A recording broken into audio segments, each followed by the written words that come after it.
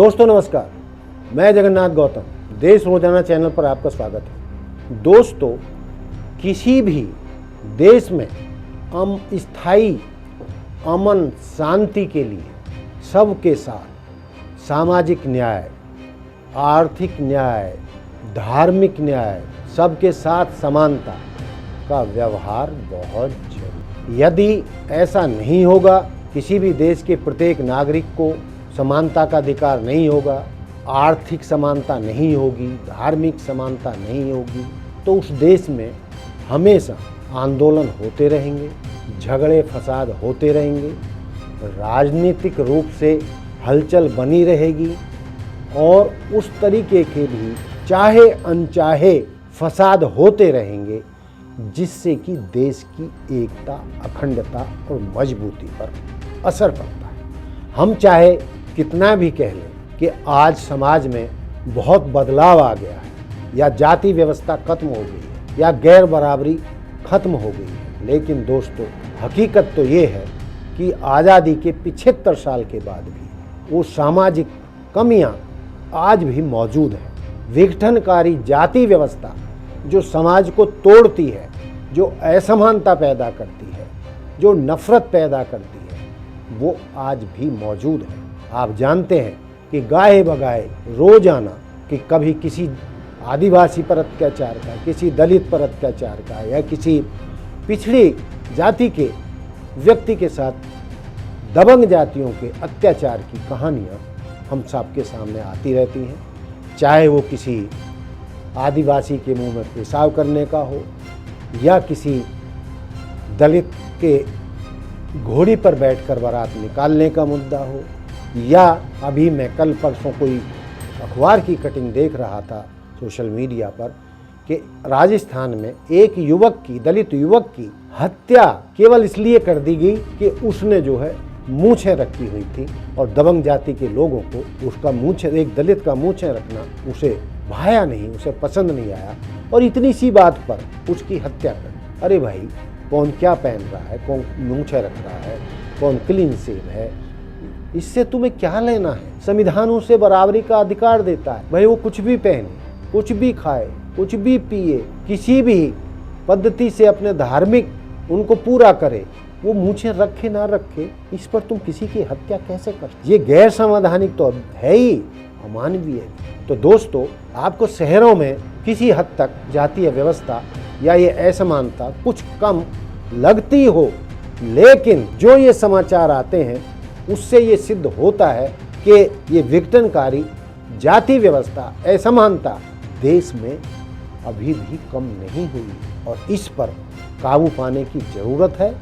संविधान के अनुसार तेजी से इस समस्या का समाधान हमारे देश के नेताओं को, समाज सुधारकों को, तथाकथित धार्मिक नेताओं को, सबको मिलकर करना होगा, वरना समय समय पर ऐसे आंदोलन चलते रहेंगे, ऐसी घटनाएं होती रहेंगी जो हमारे देश के हित में नहीं होंगी। आप सोच रहे होंगे कि मैं ऐसा कह रहा हूँ, मैं ही कह रहा हूँ, मेरा ही ऐसा मानना। दोस्तों, देश के करोड़ों लोगों का ऐसा मानना है कि असमानता देश में है, जातीय भेदभाव है, इससे कोई इनकार नहीं कर सकता।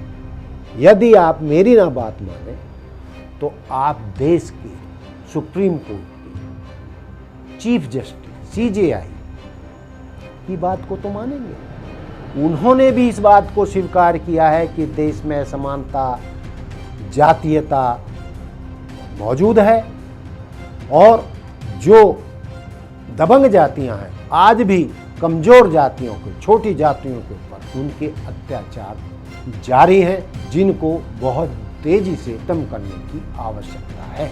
हमारे CJI ने, मैं एक खबर पढ़ के आपको सुनाऊंगा जो बहुत ज़रूरी है। मेरे लिए ज़रूरी नहीं है, पूरे देश के लिए ज़रूरी है, क्योंकि यह बात जो है देश का CJI कह रहा है, सुप्रीम कोर्ट का चीफ जस्टिस कह रहा है। हमारे चीफ जस्टिस चंद्रचूड़ जी ने कहा है कि हाशिए पर मौजूद लोगों के खिलाफ अन्यायपूर्ण व्यवहार होता रहा है और आज भी होता है।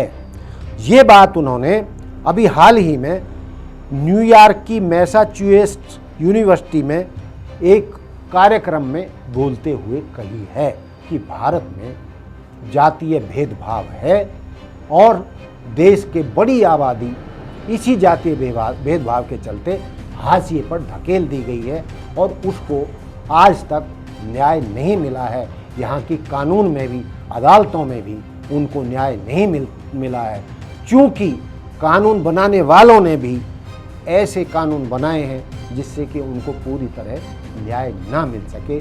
मैं ये चंद्रचूड़ जी की ये पूरा छोटा सा जो खबर छपी है समाचार पत्रों में, उसका कुछ अंश आपको पढ़कर सुना रहा हूँ, जिसमें उन्होंने कहा है कि जातीय भेदभाव से करोड़ों लोग प्रभावित हुए हैं और आज भी हो रहे हैं। यह व्यवस्था अभी ख़त्म नहीं हुई है।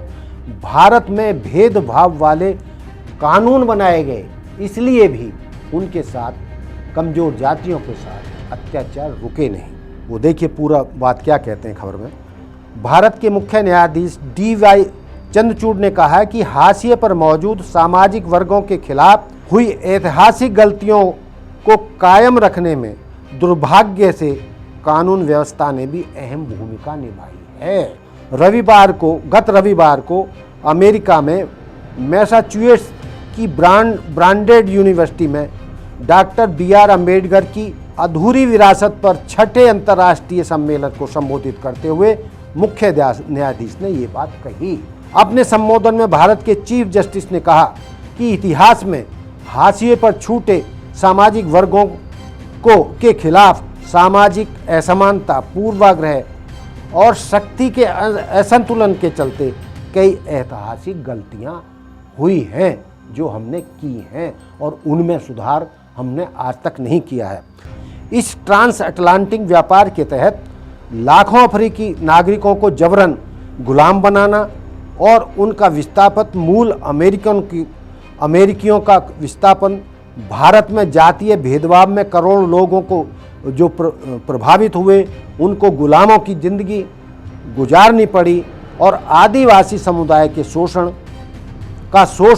महिलाओं का शोषण, LGBTQ और अन्य अल्पसंख्यक समुदायों का शोषण जैसी घटनाओं से इतिहास दागदार रहा है। ऐसी सामाजिक व्यवस्था बनाई गई जिसमें हाशिए पर मौजूद वर्गों को उभरने की इजाज़त ही नहीं। ये हमारे CBI ने अमेरिका में कहा है गत रविवार को। भारत में भेदभाव वाले कानून बनाए गए। मुख्य न्यायाधीश ने कहा है कि दुर्भाग्य से हमारी कानून व्यवस्था ने भी इसे बढ़ावा देने में अपनी भूमिका निभाई। जैसे अमेरिका और भारत के कुछ हिस्सों में गुलामी व्यवस्था को कानूनी तौर पर मान्यता दी गई। अमेरिका में भेदभाव वाले कानून बनाए गए।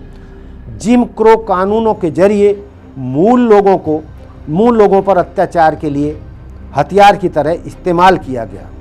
अमेरिका और भारत में शोषण वर्ग को लंबे समय तक मतदान के अधिकारों से वंचित रखा गया। इस तरह कानून को भेदभाव वाली व्यवस्था को बनाए रखने के लिए इस्तेमाल किया गया। DY चंद्रचूड़ ने कहा है कि आज ये भेदभाव वाले कानून नहीं है, लेकिन इसका प्रभाव कई पीढ़ियों तक रहेगा। चंद्रचूड़ जी कहते हैं कि आज ये कानून नहीं है, लेकिन उनका प्रभाव पिछले 75 सालों में भी, उनका कहने का मकसद था कि 75 सालों में भी उन गलत जो सिस्टम था उनका असर आज भी ख़त्म नहीं हुआ और ये पीढ़ियों तक रहेगा।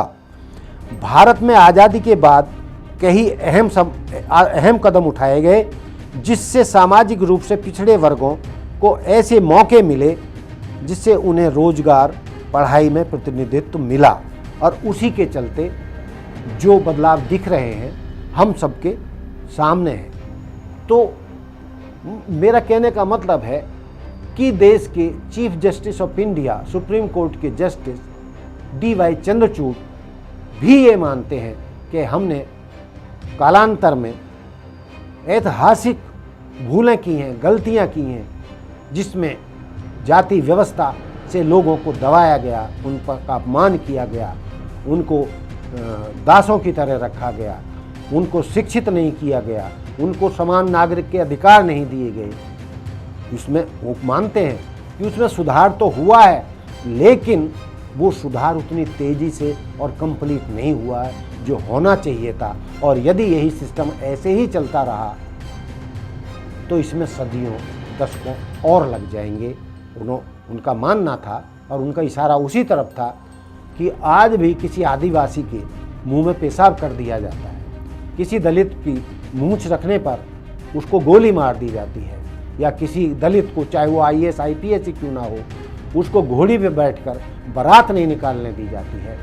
तो इन सभी कुरीतियों, सामाजिक कुरीतियों के खिलाफ जो CJI chief justice of India Chandrachud ji ने कहा है, देश के नेताओं को, कार्यपालिका को, मीडिया को, न्यायपालिका को मिलकर इन सब कमियों को दूर करना होगा, वरना देश में इस तरीके की समस्याएं हमेशा रहेंगी।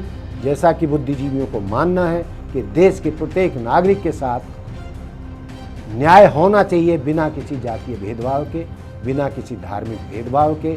यदि ऐसा नहीं होगा तो हमारे देश में अशांति बनी रहेगी। तो दोस्तों, मैंने जो ये आपके सामने ये खबर पढ़कर सुनाई, ये आपके सामने है, ये मेरा कथन नहीं है, देश के सुप्रीम कोर्ट के जस्टिस DY चंद्रचूड़ जी का है।